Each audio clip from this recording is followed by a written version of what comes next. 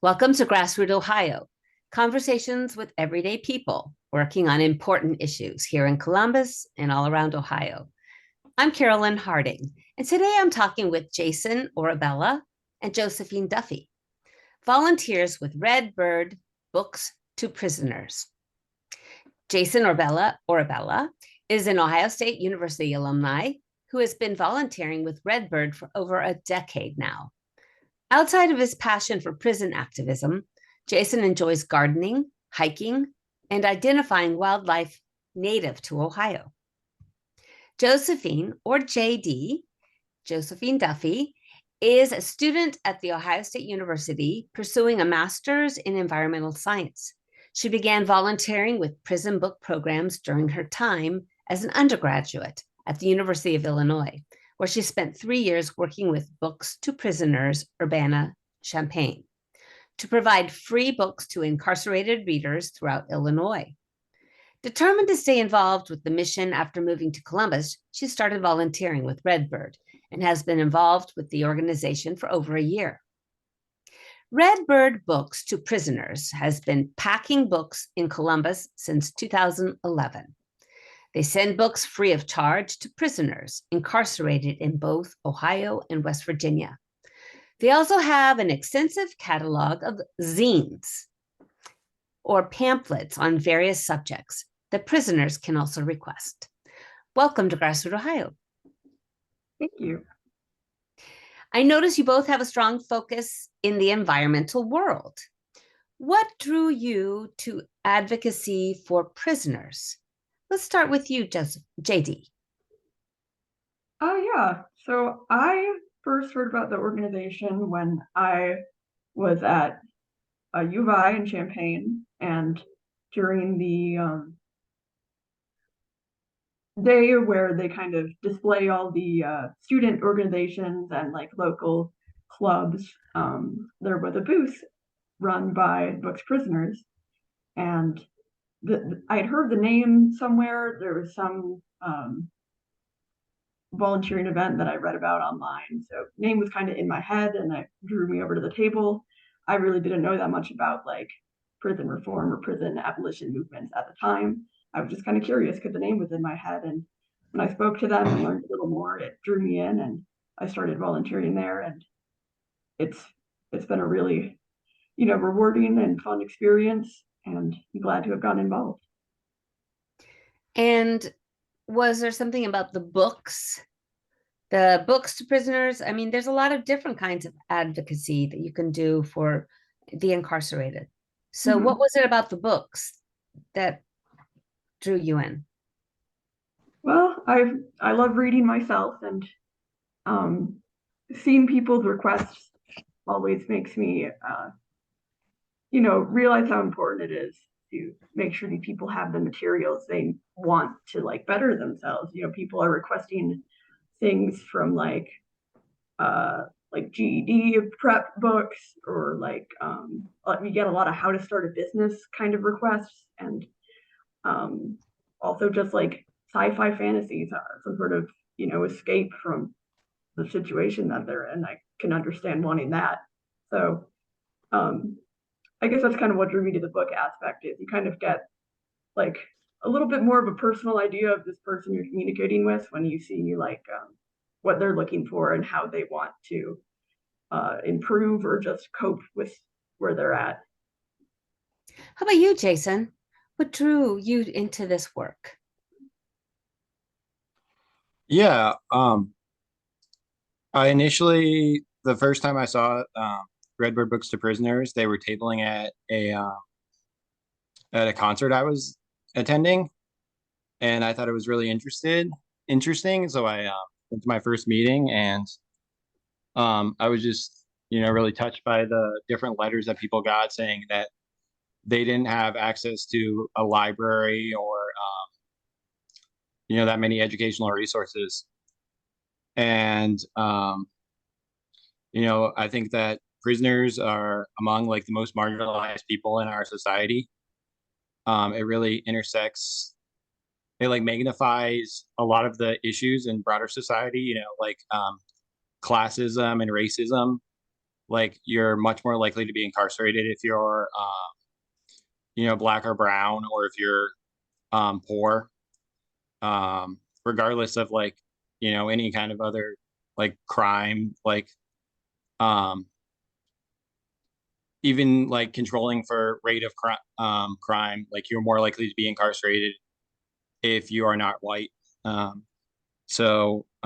just think it's really important to give people educational, and just even if it's not educational, just give people some kind of hope and relief, and like let them know that people on the outside still care about them.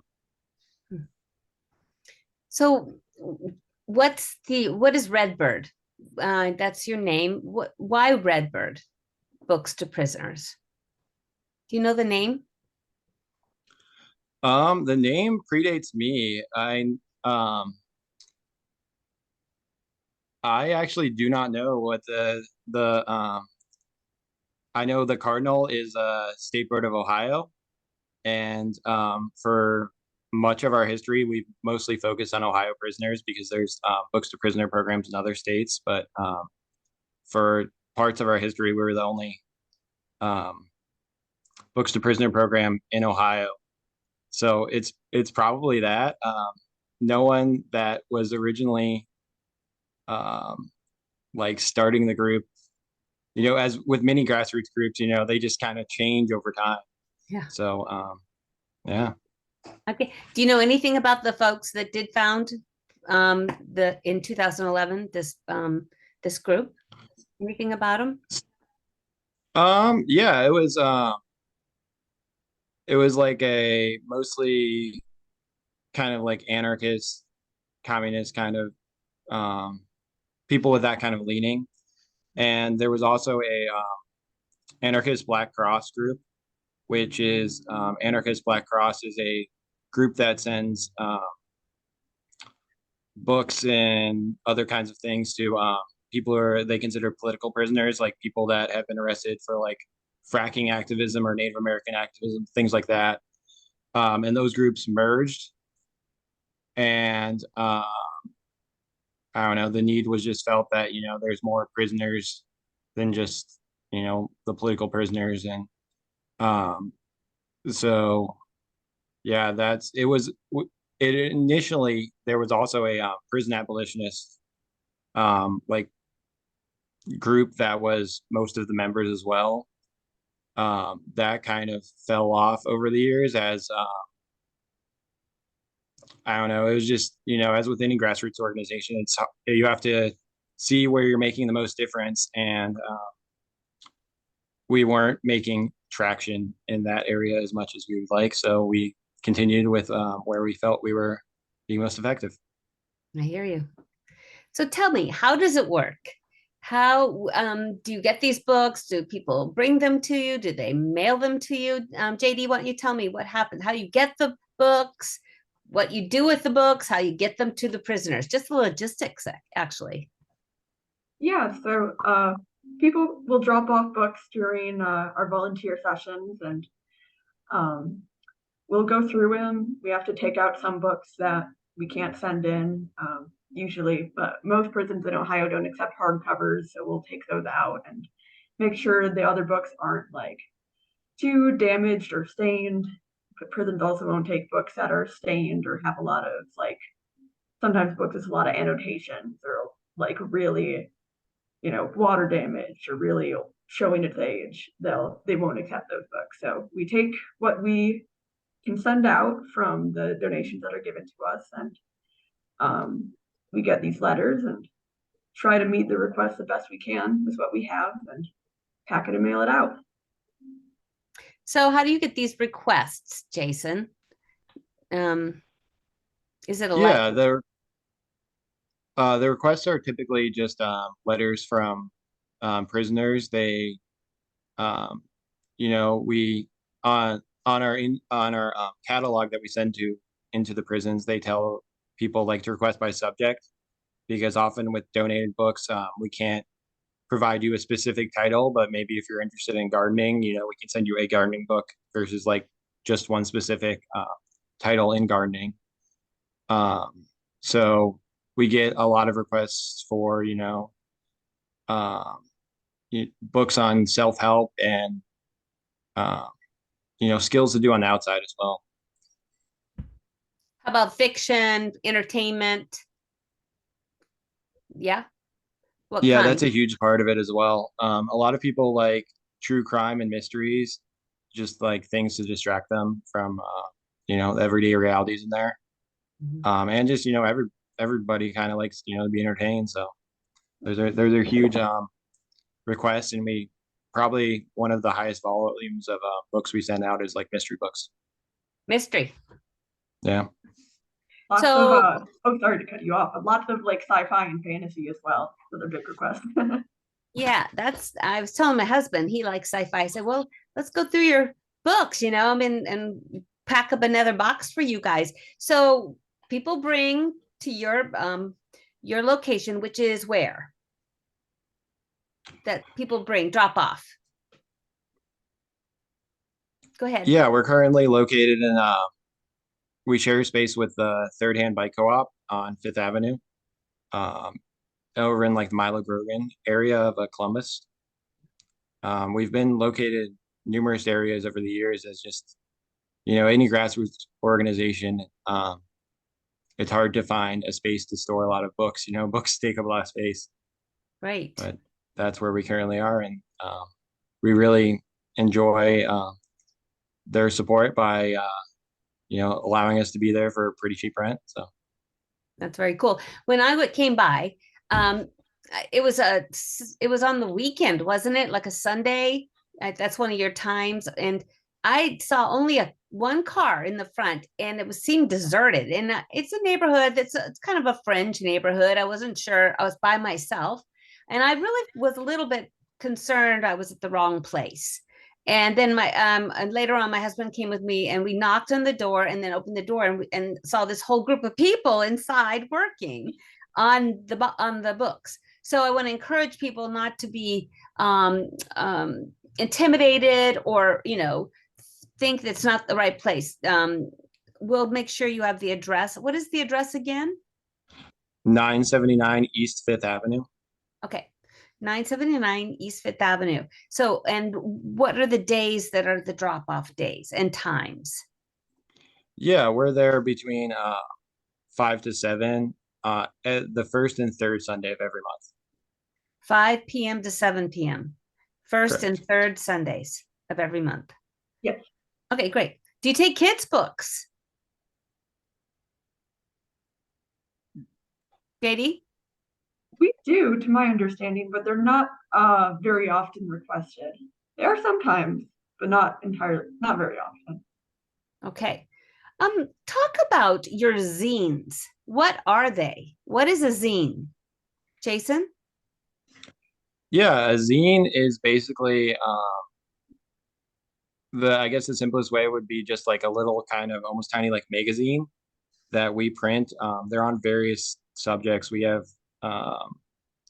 everything from like political thought to like, building a straw bale, like foundation, like homesteading kind of subjects. Just there's a wide range of requests that we get that are pretty common, and it's a lot easier for us to just uh, print a subject. Like there are many of our zines that are written actually by a couple Ohio prisoners that,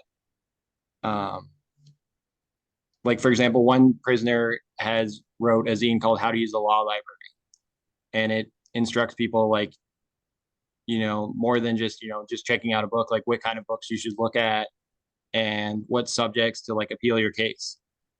And that's, it's a pretty popularly requested book or a zine, I guess.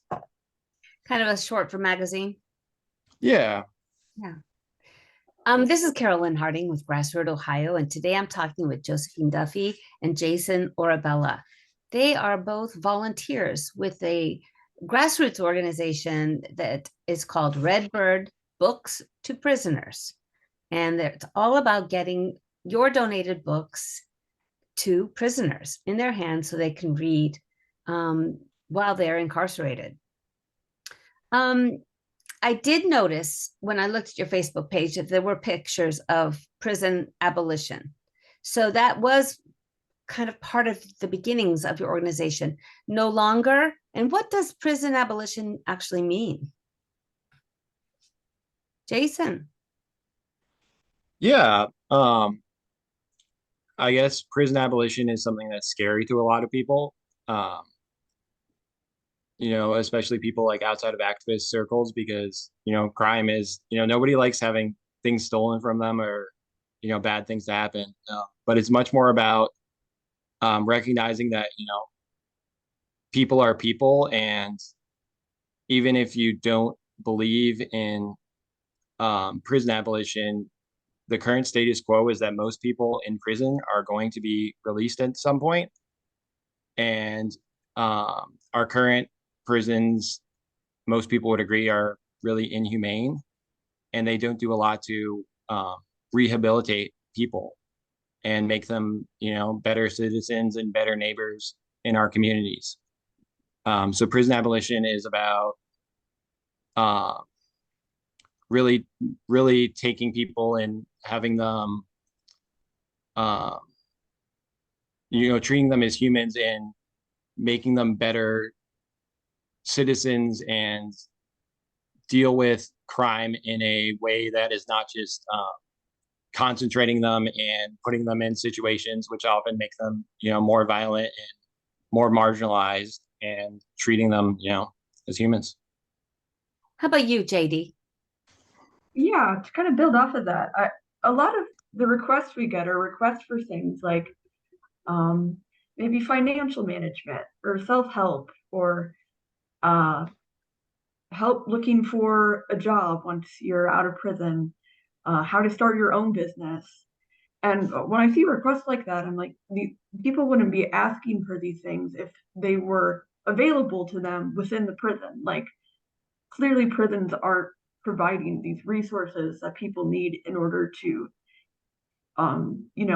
be a part of the community outside of prison, um, and readjust to like life outside of that. So uh, yeah, it's frustrating. And so what we do is kind of helping to address that problem in the way that we can. Yeah, I always wonder why we don't have like a 2-year college program for the prisons, for the prisoners, so that folks could actually get, programs where they could actually get a job when they, get out of prison. That would be something to work for, I think. Um, but with this, oh yeah, Jason, go ahead.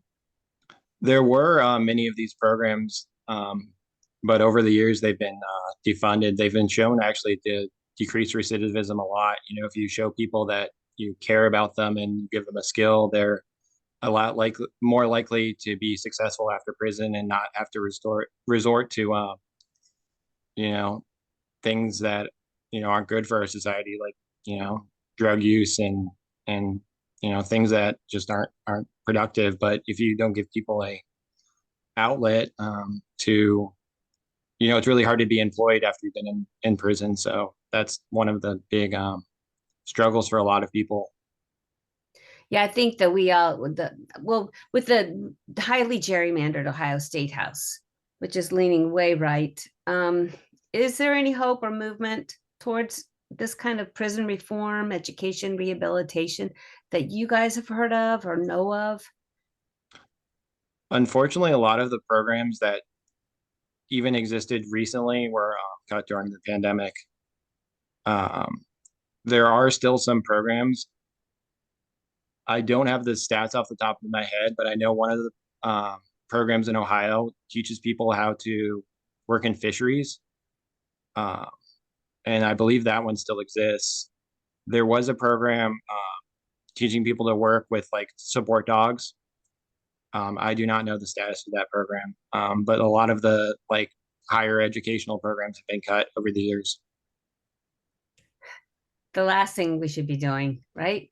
I mean, Right. you think about Exactly. folks that are coming out of prison, oftentimes they're let out at an awful time of the day.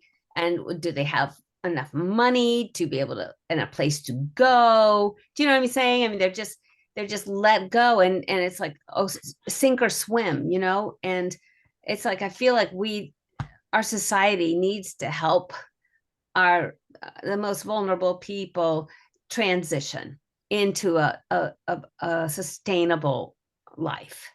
So I would like to know how our listeners can help you guys out. What do you need? You need books, right? Definitely. Okay, so what happens if they're not in Columbus? People aren't in Columbus. Maybe they're in Cleveland or they're in Cincinnati. What could they do?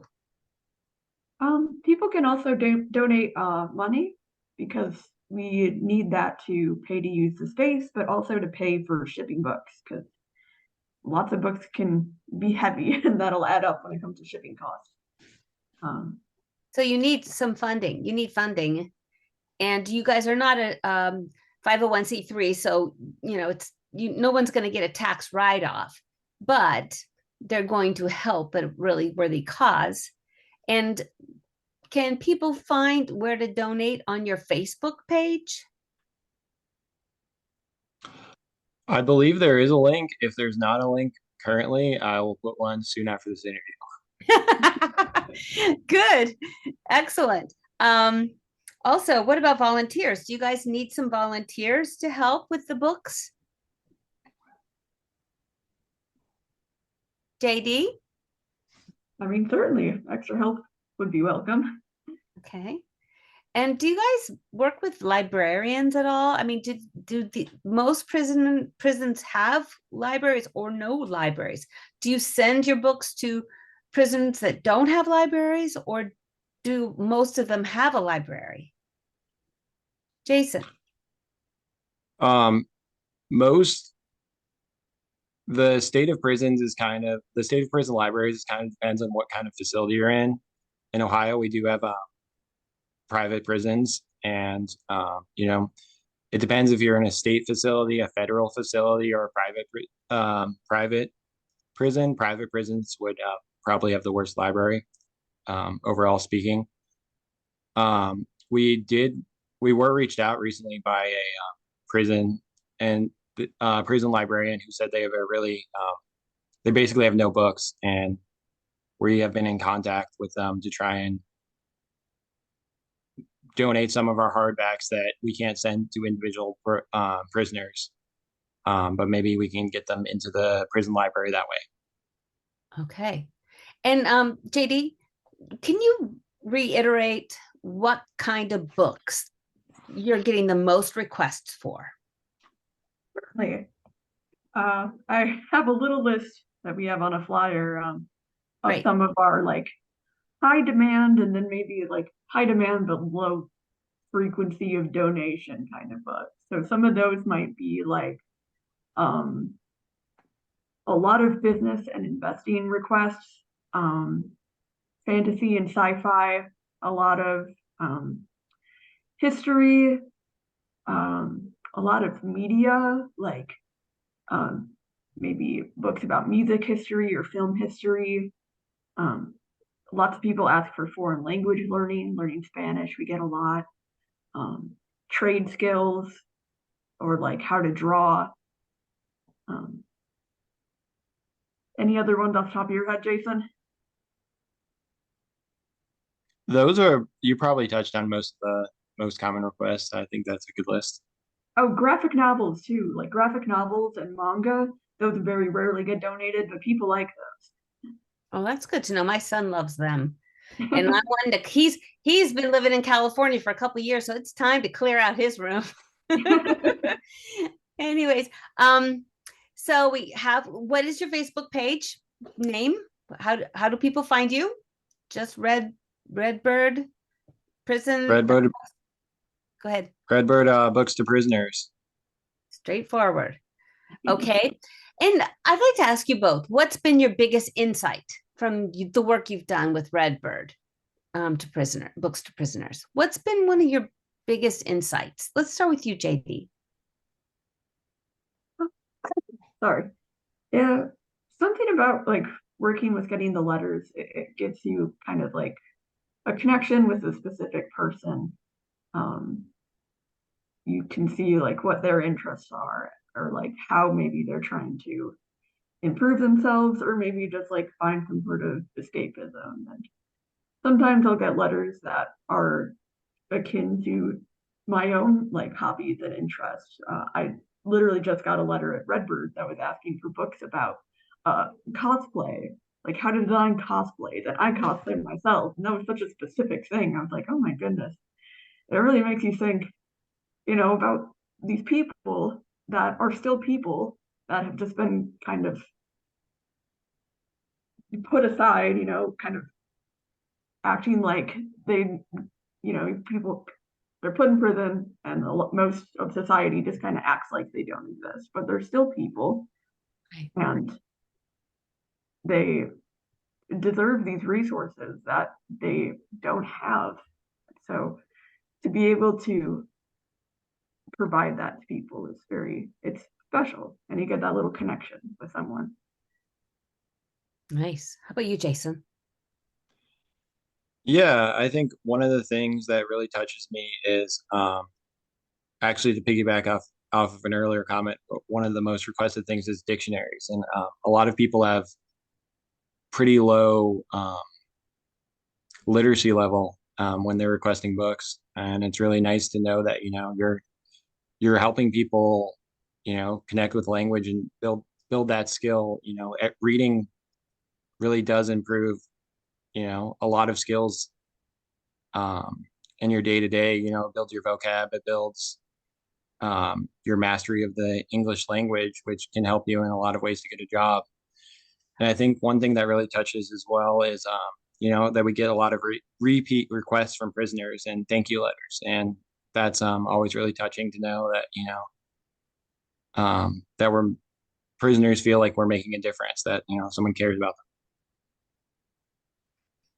Yeah, when I've been following Connie Hammond's weekly newsletter, and you guys have seen your little blurb about pickups for books for, probably a couple of years. And I just said, you know what, I want to reach out to you guys. I'm so glad to hear more about what you do. And I encourage our listeners to go through their books, especially those books that they have high needs for, and box them up and take them to the Main Street address. What is this address, Jason? 979 East Fifth Avenue. East Fifth Avenue. Sorry. Yeah. All right. And I just have time for one more sentence. What's your top ask of our viewers and listeners? Jason. I guess just don't forget about people, that people, I don't know, I guess I'll defer to JD. I don't really have a great top ask. Okay. I think just don't forget is a good one. Yeah. And JD? I was going to say the exact same thing. I think don't forget about people says a lot. And of course, come drop off books. All right. Thanks so much for joining us. Thank you. Thank you. You've been listening to GrassRoot Ohio with Jason, Orabella, and JD Duffy, volunteers with Redbird Books-to-Prisoners. In addition to our Friday 5 p.m. broadcast on WGRN, GrassRoot Ohio also airs on Sundays at 2 p.m. on WCRS-FM 92.7, 98.3 in Columbus, and at 4 p.m. at WEJP-LP in Wheeling, Moundsville, West Virginia. You can find all of our shows on SoundCloud, Apple Podcast, Spotify, YouTube, Facebook, and Instagram. Thanks for joining us.